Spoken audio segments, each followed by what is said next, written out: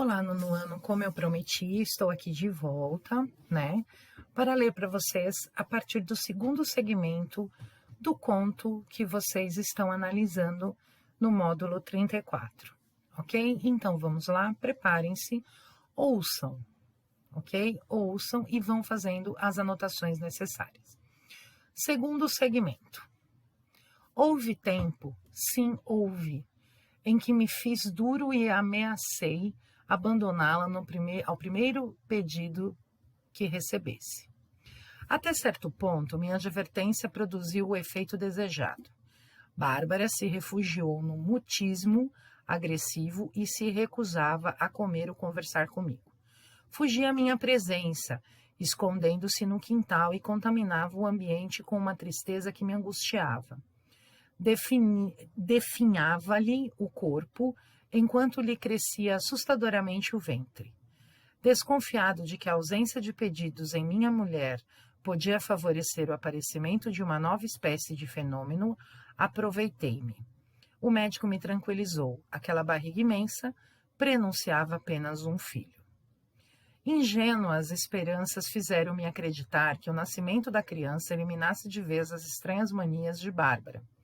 E suspeitando que a sua magreza e palidez fosse prenúncio de grave moléstia, tive medo de que, adoecendo, lhe morresse o filho ao ventre.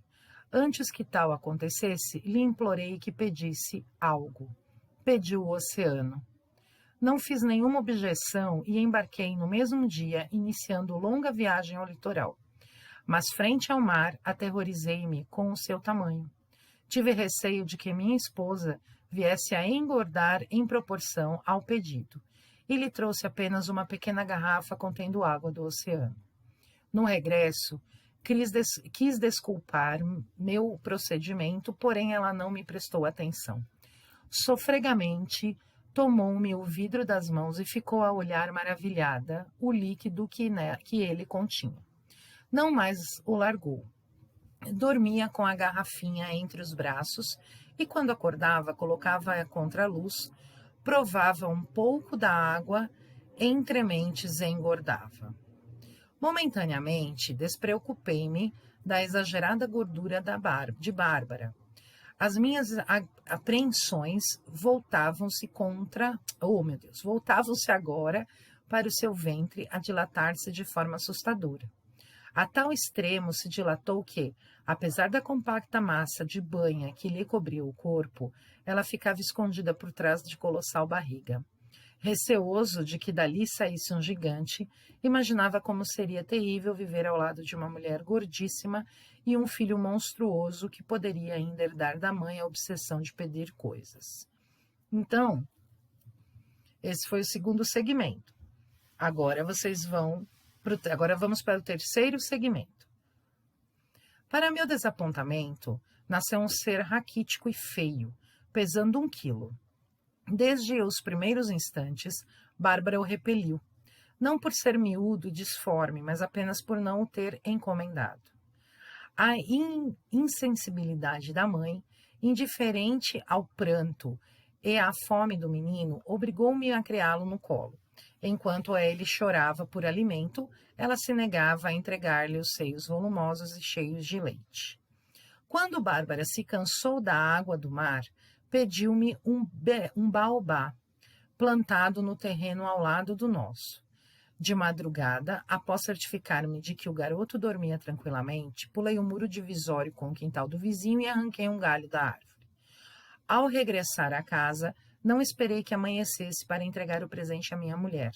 Acordei-a, chamando baixinho pelo seu nome. Abri os olhos, sorridente, adivinhando o motivo por que fora acordada. Onde está? Aqui, e lhe exibi a mão que trazia oculta nas costas. Idiota! Gritou, cuspindo no meu rosto. Não lhe pedi um galho, e virou para o canto, sem me dar tempo de explicar que o baobá era demasiado frondoso, medindo cerca de 10 metros de altura. Dias depois, como o dono do imóvel recusasse vender a árvore separadamente, tive que adquirir toda a propriedade por preço exorbitante. Fechado o negócio, contratei o serviço de alguns homens que, munidos de picaretas e de um guindaste, arrancaram o baobá do solo e o estenderam no chão. Feliz e saltitante, lembrando uma colegial, Bárbara passava as horas passeando sobre o grosso tronco. Nele também desenhava figuras, escrevia nomes. Encontrei o meu debaixo de um coração, o que muito me comoveu. Este foi, no entanto, o único gesto de carinho que dela recebi. Alheia à gratidão com que eu recebera a sua lembrança, assistiu ao murchar das folhas e ao ver seco o baobá, desinteressou-se dele. Estava terrivelmente gorda. Tentei afastá-la da obsessão. Levando-a ao cinema, aos campos de futebol, o menino tinha que ser carregado nos braços, pois anos após o seu nascimento continuava do mesmo tamanho, sem crescer uma polegada. A primeira ideia que lhe ocorria nessas ocasiões era pedir a máquina de projeção ou a bola, com a qual se entretinham os jogadores. Fazia-me interromper sob o protesto dos assistentes a sessão ou a partida, a fim de lhe satisfazer a vontade. Muito tarde verifiquei a inutilidade dos meus esforços para modificar o comportamento de Bárbara. Jamais compreenderia o meu amor e engordaria sempre.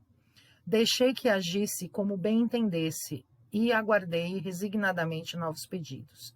Seriam os últimos, já gastara uma fortuna com suas excentricidades.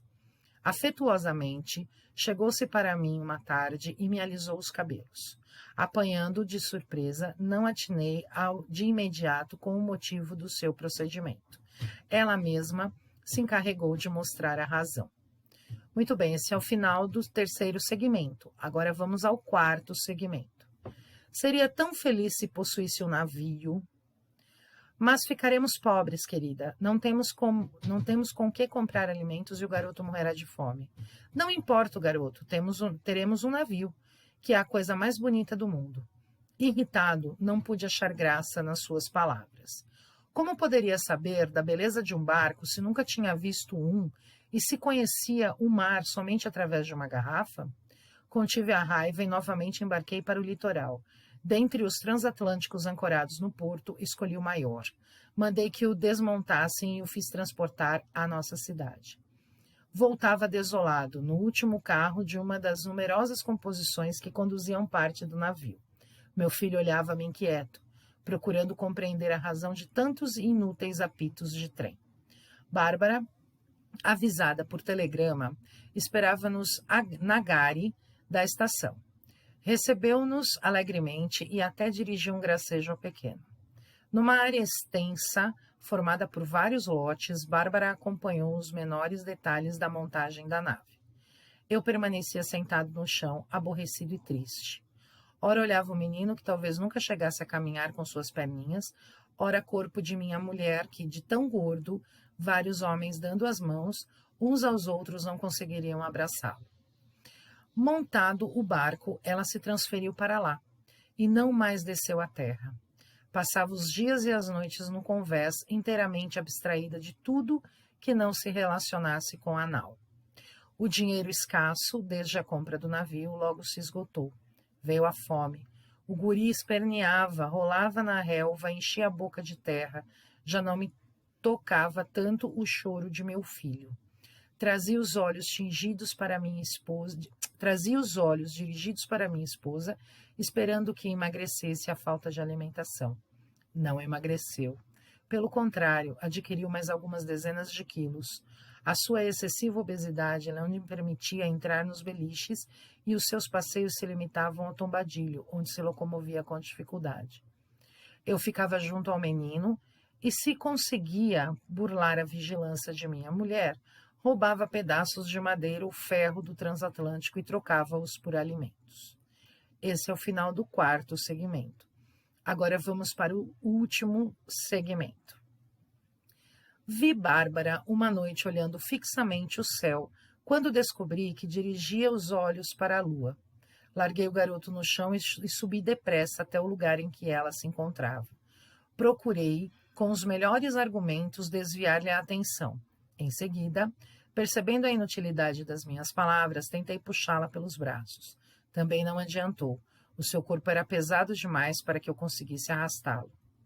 Desorientado, sem saber como proceder, encostei-me à murada. Não lhe vira antes tão grave o rosto, tão fixo o olhar. Aquele seria o derradeiro pedido.